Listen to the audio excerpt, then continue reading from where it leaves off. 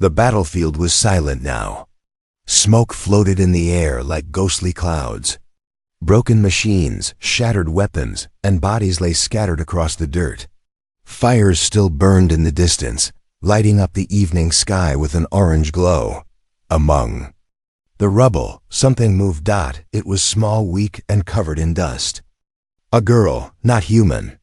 Her skin was a soft silver gray, and strange markings ran along her arms. One of her legs was twisted, and dark purple blood had dried on her face. Her name was HFY. She was just 16 solar cycles old, barely considered an adult by her people. And now she was alone. She tried to move but cried out softly. Pain shot through her body like fire. Her ears picked up the sound of engines above. She turned her head slowly and saw ships flying into the sky, her people's ships. They were leaving. She reached out a shaking hand, eyes wide with fear. "Wait," she whispered. But no one could hear her. No one cared. HFY's squad had been wiped out earlier in the day. She had taken a hit to her leg and fell into a pit made by an explosion. She had waited, hoping someone would come for her. A friend, a medic, anyone, but instead, they had flown away, too weak to carry. She remembered hearing someone say, "She won't survive anyway," said another. "She's a waste of time." Now she lay still, chest rising and falling slowly. She closed her eyes. Footsteps. Crunch. Crunch. Crunch. Not heavy, not like machines. Lighter, careful, human boots. A man in brown armor stepped over the rocks. Dust covered his clothes, and blood, some dried, some fresh, stained his shoulder. His name was Sergeant Cole Rayner, a soldier from Earth, left behind after the last battle went wrong. He was tired, hungry, alone. He scanned the area with his rifle raised. His helmet scanner beeped, showing weak life signs nearby. Behind a pile of broken metal, he spotted her. At first, he thought it was a trick, a trap. But when he moved closer, he saw the truth. A young alien girl, half buried in rubble, barely breathing. His finger hovered on the trigger. The war between humans and her kind had taken many lives. She could be dangerous. Even injured, she might attack. But she didn't move. Her eyes fluttered open, just a little, and locked onto his. There was no hatred in them. No rage, only fear. And tears. Rayner lowered his weapon. "Damn it," he muttered. "What are you doing, man?" He knelt beside her. "Hey, can you hear me?" he asked. She blinked once. He pulled out a small scanner from his pack and checked. Her pulse, weak, very weak. He looked at her leg. It was broken, maybe crushed. Blood loss, dehydration, and possibly infection. She didn't have long. "You need help," he whispered, more to himself than to her. His mind shouted at him, "Leave her. She's the enemy. She's not your problem." But something deeper, something in his chest refused to listen. "She's just a kid," he said aloud. "Same age as my sister." He took out his last water pack and gently pressed it to her lips. She tried to drink, but her hands were too weak to hold it. So he held it for her. After a few sips, her lips moved. A small sound escaped her mouth, like a question in her own alien tongue. He couldn't understand, but he nodded anyway. "You're safe now." Night was falling fast. The battlefield would soon be cold and dangerous. Rayner had to move. He carefully lifted her into his arms. She was light, too light. Bones pressed through her skin. How long had she been like this? Each step he took, his boots crunched on broken glass and metal. He carried her for nearly an hour, through dark paths and over fallen debris. Finally, he found shelter, a half-destroyed supply bunker left from the early days of the war. He kicked open the door and brought her inside. He laid her down on a broken bed and lit a small lamp. The light flickered, casting soft shadows on her face. She looked at him, confused, weak, but not afraid anymore. He opened his medical kit. "All right, let's see what we can do." As he cleaned her wounds and wrapped her leg, she winced. Didn't scream, "You're tough," he said. "Tougher than most." She blinked slowly. Was that a small smile? Outside, the night winds howled. But inside the bunker, it was quiet. Raynor sat down beside her, his back against the wall. He kept his rifle near, eyes on the door. But every few seconds he glanced at her, the enemy, the forgotten, the girl everyone left behind. He didn't know why he stayed. Maybe because she was the first living thing he'd seen in days. Maybe because she reminded him that war wasn't always black and white. Or maybe because no one deserved to die alone. And he wasn't going to let that happen. Not this time. The fire was dying. Only a soft glow remained in the cold bunker. Cole Raynor didn't sleep. He sat with his back against the wall, rifle on his lap, watching the alien girl rest. Her silver skin looked pale in the dim light. She hadn't spoken a word since he found her. She was still too weak, but what haunted him most were her eyes. Not her color, not her alien shape, no. It was the pain in them. That silent, heavy look of someone who had already given up. The silence broke when she stirred. She groaned quietly and tried to sit up. Her arms shook as she pushed herself. Cole was beside her in an instant. "Easy," he said. "Don't move too fast." She flinched at his voice. Her body froze. He raised his hands slowly. "It's okay. I'm not your enemy." Her wide eyes searched his face. Her breathing was fast. She looked like a small animal trapped in a cage. She didn't trust him. Not yet, and she had every reason not to hours earlier. Raynor had considered leaving her behind. He had walked away from the bunker door twice. His mind kept saying, "She's not your problem. She's one of them." But each time he turned back. The memory of her lying in the rubble, barely breathing, haunted him. He couldn't forget the way her fingers had moved, like she was reaching out to someone who never came. And now, here she was staring at him with tired, frightened eyes. He picked up a can of food and placed it near her. "Here, it's not fancy, but it's real." She stared at it like it might explode. He opened it, scooped a little with a spoon, and ate some to show her. Then he offered her the spoon. Slowly she leaned forward and took a bite. One bite became two. Then three. Cole almost smiled. "You're doing better," he said. "That's good." She looked at him again. This time, something changed. Her fear didn't go away, but now there was curiosity in her eyes too. Suddenly, she spoke. One word, soft and strange. Her voice cracked like broken glass. He didn't understand the language, but he heard the question in it. She was asking, why? Why? Had he helped her? Why didn't he kill her? Why risk his life for someone like her? Cole looked away. He didn't have a good answer. Maybe because the war had taken too much. Maybe because she reminded him of someone, or maybe because it was the right thing to do. Still, all he said was, "You looked alone." He sat back down, letting her rest. His thoughts turned dark. What if Command found out? Helping the enemy was treason. If you were caught, they'd throw him in a cell or worse. But when he looked at her again, those thoughts vanished. She was still awake, watching him, not with hate, not anymore.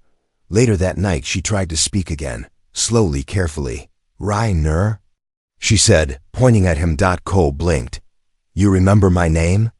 She nodded, barely. Then she placed her hand on her chest. Arrivier, he repeated. The name felt strange on his tongue. But she smiled, her first real smile. Cole didn't know what tomorrow would bring. Maybe they'd get rescued. Maybe more fighting would start. Maybe he'd be punished for this choice. But tonight, in this cold, broken bunker, something rare was happening. Human soldier and an alien girl, both left behind by their own, had found something that war had nearly destroyed. Trust, not a full one. Not perfect. Not yet. But something real had started. Outside, the wind howled. Inside, the fire was gone, but in that bunker, a small light had been lit between two hearts that never should have met. And Cole, Raynor, who should have walked away, chose not to. She dreamed of fire, screaming, burning sky, voices shouting her name, and then silence. HFY jolted awake, gasping. She reached for her leg and cried out.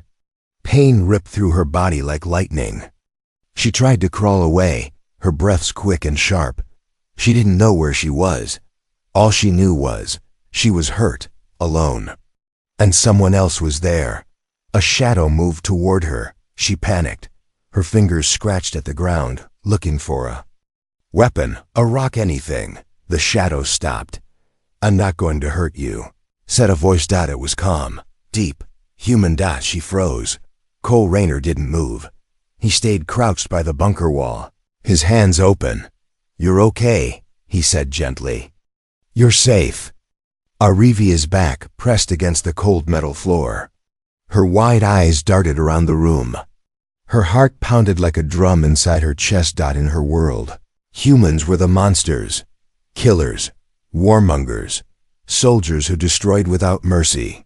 And yet, here was one giving her food, healing her wounds. Why? He slowly reached for a bandage roll. She flinched. He paused. I need to clean your leg, he said. It's infected. She didn't understand the words, but she understood his tone. It wasn't angry. It wasn't cruel. Still, she didn't trust it. She watched him closely as he moved toward her. Every motion was slow, careful, like he was approaching a wounded animal. When he touched her leg, she screamed, but he didn't hit her. He didn't yell. He just looked at her eyes full of something she hadn't seen in a long time. Kindness. Yeah, he muttered as he unwrapped the dirty cloth. It's bad, but I've seen worse. HFY bit her lip as he cleaned the wound. Her hands clenched the bed frame. I know it hurts, he said softly. Just hold on a little longer. She watched him. No armor, no helmet now. Just a tired human man with sharp eyes and a scar running down his jaw. He looked like a fighter, but he treated her like she mattered. Hours passed in silence. Cole finished cleaning her wounds. Then he placed a small cloth in her hand. For the sweat, he said. She looked at it, confused.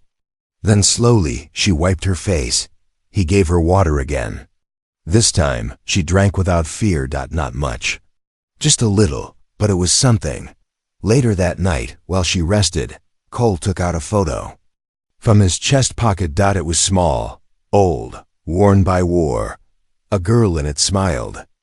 Same silver eyes as HFY, but human. My sister, he said. Haven't seen her in 2 years. He didn't know why he showed it. Maybe because he missed talking to someone, or maybe because this strange, broken girl reminded him of someone he used to protect. He looked at HFY. Her eyes were closed, but a single tear rolled down her cheek. A flash of memory hit her, not human voices. Her own people, shouting at her during training. You're too slow. You'll hold us back. You're not strong enough to fight. They never said she was worthless, but she always felt like a. So when they left her on the battlefield, it didn't surprise her. The next morning, the wind outside had gone quiet. Inside the bunker, something was different. HFY sat up without help. Cole blinked in surprise. Hey, look at you. She gave a tiny nod. Her hand still shook. But she looked him in the eye. Then she did something that made his breath catch. She reached out her hand. Slowly, carefully. And touched his. That small gesture bare skin on. Skin said what words could not. She was still scared, but not of him. Not anymore. Outside, the war still raged. But in the shadows of a forgotten bunker, a broken alien girl and a tired human soldier had found something rare. A moment of peace. And maybe a beginning. The wind had stopped. The silence was too perfect. Too quiet. HFY opened her eyes in the dark bunker. Something was wrong. She didn't know how to explain it, but her body felt cold. Alert. Every sense inside her screamed, Danger is coming. She sat up, shaking. Cole Rayner was already awake. He was holding his rifle, standing near the entrance, not moving, not breathing.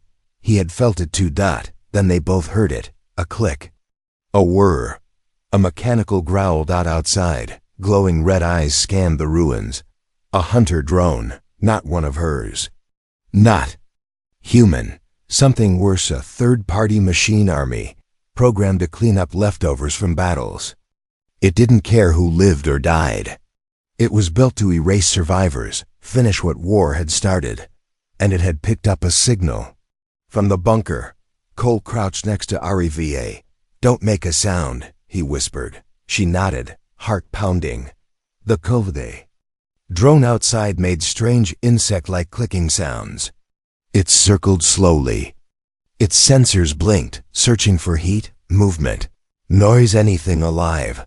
Inside the bunker, everything stood still. Even the air. Suddenly, a small piece of metal fell from the ceiling. Clink. The drone snapped its head toward the noise. Cole cursed. Under his breath, he grabbed his rifle and looked at HFY.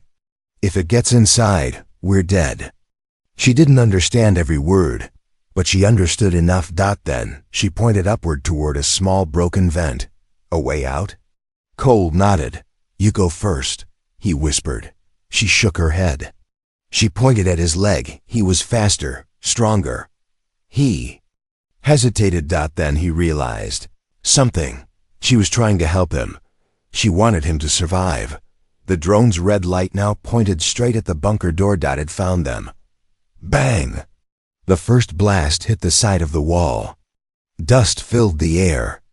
The second blast blew open the door. Cole fired. Once, twice, 3 times. The bullets hit metal, but not enough. "Go!" he shouted to HFY. She climbed into the vent just as the drone fired again. Smoke and sparks filled the room. Cole rolled behind a table as metal shards rained down. Above him, HFY crawled through the vent. It was tight and dark, but she kept moving. Her whole body shook. She was scared, but she wasn't running away. She was finding a way back in to help him. Cole kept firing, trying to distract the machine.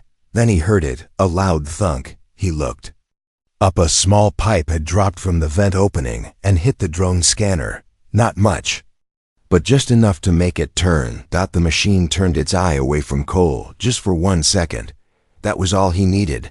He jumped from cover and fired straight into the sensor. Direct hit. The drone twitched, sparked, and then collapsed with a loud crash. Dead. Silence returned. Cole dropped to his knees, coughing from the smoke. Then he looked up. HFY stood above him, covered in dust, shaking but alive. "You threw the pipe?" he asked. She nodded once, slowly. He smiled. "You're crazy," he said, but in a good way. She didn't understand all the words, but when she saw his face, she smiled back. That night, they didn't speak much. They sat together near the old fire pit, catching their breath. HFY held the necklace he gave her earlier, turning it slowly in her hand. She had never been needed before. Never been trusted in a fight. But tonight, she had helped. She had made a difference. Cole stared at the broken drone outside. There would be more, but he didn't feel alone anymore.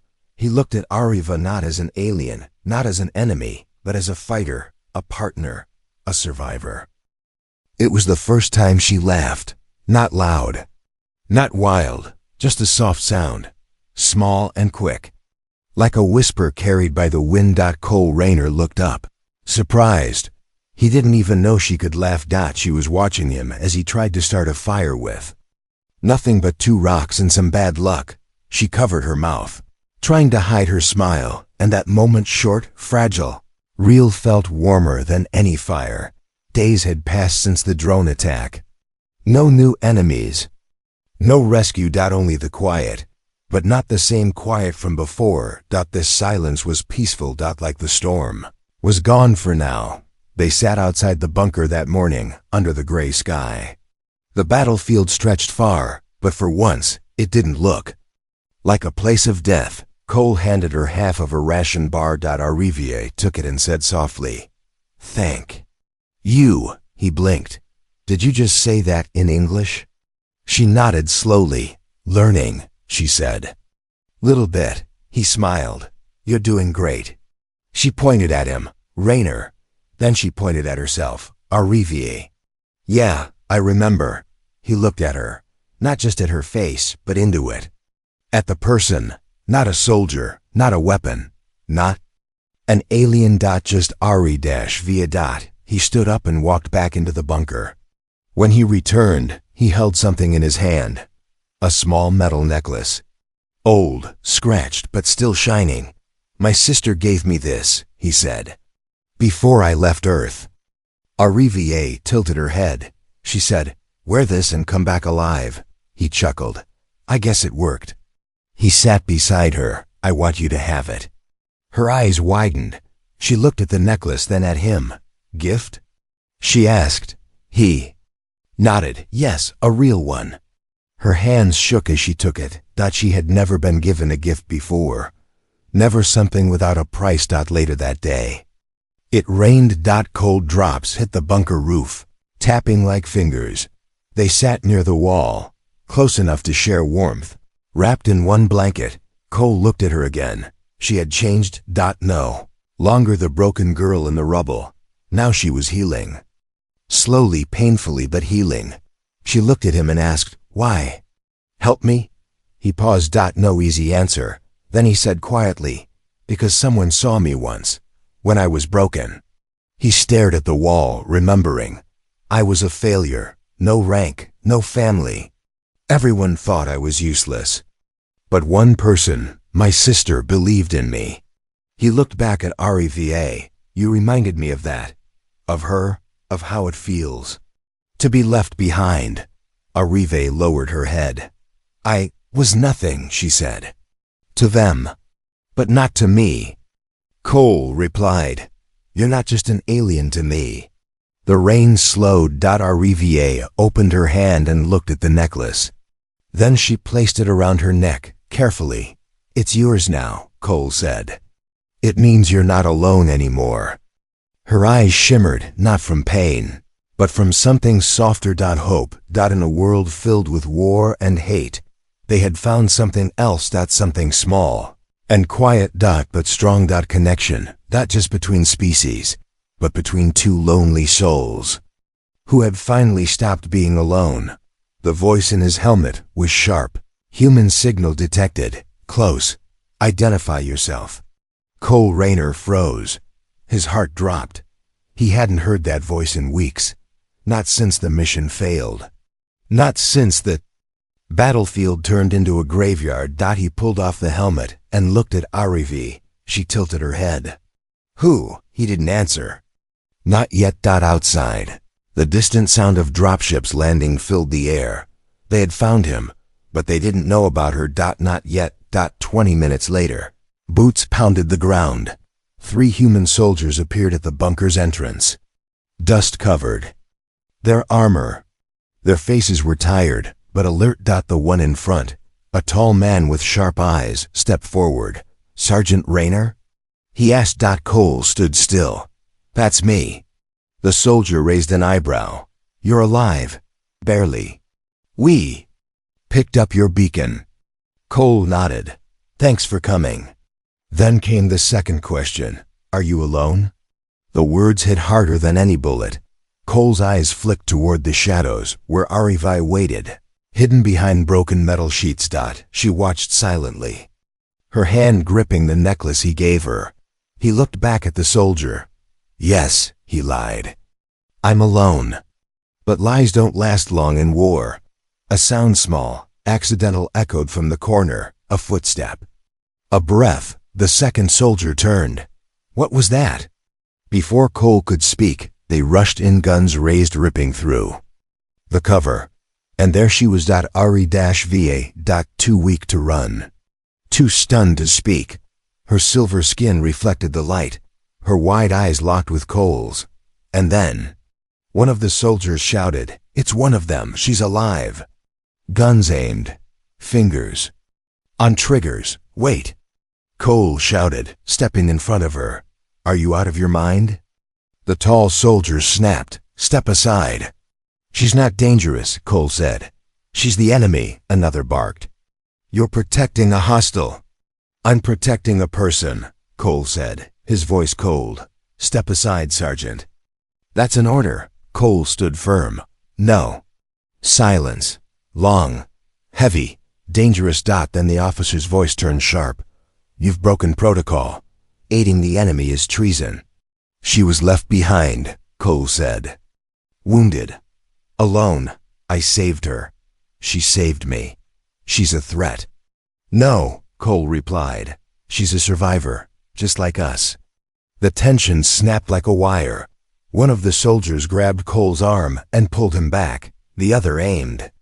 At HFY. She didn't scream. She just closed her eyes, ready to be shot. But the shot never came. Cole elbowed the soldier, holding him, and tackled the one with the gun. They struggled on the floor. A punch. A kick. A grunt of pain. Cole grabbed the rifle and pointed at his own team. Stand down. He growled. Everyone froze. The officer looked at him with burning eyes. You just became a traitor, Raynor. Cole didn't blink. Then so be it. He turned to HFY. Run. She hesitated. I won't leave you, she said softly. He looked at her. I'm not asking you to. Together, they ran through the back of the bunker, into the ruined hills. Gunfire echoed behind them, but the shots missed. Smoke and dirt filled the air. They didn't stop running until the bunker was out of sight, and by then, there was no turning back. That night, they hid in a small cave. Rev cleaned a cut on Cole's face with shaking hands. You saved me, she whispered. He looked at her and smiled, tired but proud. No, he said. We saved each other. He had lost everything, his rank, his team, his home, but he had gained something more powerful, someone who believed in him, someone who didn't care what uniform he wore, someone worth fighting for. The stars above didn't care about war. They just blinked cold, silent, endless. Cole Raynor stared up at them from the hilltop, breathing slowly. He was tired. Not the kind of tired that sleep could fix, the kind that lived deep in your bones, after you've given up everything, and still chose to keep going. Behind him, soft footsteps approached. HFY sat beside him, wrapping the blanket tighter around her shoulders. The necklace he gave her still rested over her chest, shining. Under starlight, neither of them spoke for a while. They didn't need to. 3 days had passed since they escaped. No more drones. No more human patrols. No more running. They had reached an abandoned farm settlement, far outside the war zone. Broken, quiet, but safe. A place no one remembered. And maybe finally, a place to begin again. Cole pointed toward the trees. There's water down there, clean. HFY nodded. Then she looked at him, carefully. You stay with me? She asked. Her voice was soft, unsure. She had been practicing more English, one word at a time. He turned to her, smiled slightly. I'm not going anywhere. Later they worked together. Cole fixed the shelter. HFY gathered old food supplies. They laughed once when a bird stole their dried rations. They didn't laugh often, but when they did, it felt real. Like something lost was slowly returning. That night, by the fire, HFY spoke again. You gave up your people, your army, for me. Cole poked at the flames. Yeah, he said. Why? He looked at her, really looked. You weren't just someone I saved, he said. You're someone I chose. She blinked. Her eyes glimmered. No one ever chose me before, she whispered. He smiled gently. Then I'm glad I was the first. The next morning, HFY stood outside the shelter. She stretched her arms toward the sky. Her body was healing. Her spirit too. She was still scarred, still limping. But now she stood with her head high. Cole came beside her, holding something. A simple wooden sign. Hand-carved rough, He planted it in the ground near the doorway. It read, "Safe place for the forgotten." She traced the letters slowly. Then she looked at him. "You built this for me?" He nodded. "For us, and maybe, someday, for others like us." She stepped forward and wrapped her arms around him. Her small body leaned into his chest, not from fear. Not from pain, but because she had found a place where she belonged. The stars above still blinked, but this time, they didn't seem cold. Because under them, on one small hill, on one forgotten world, two souls who were once abandoned had found home together.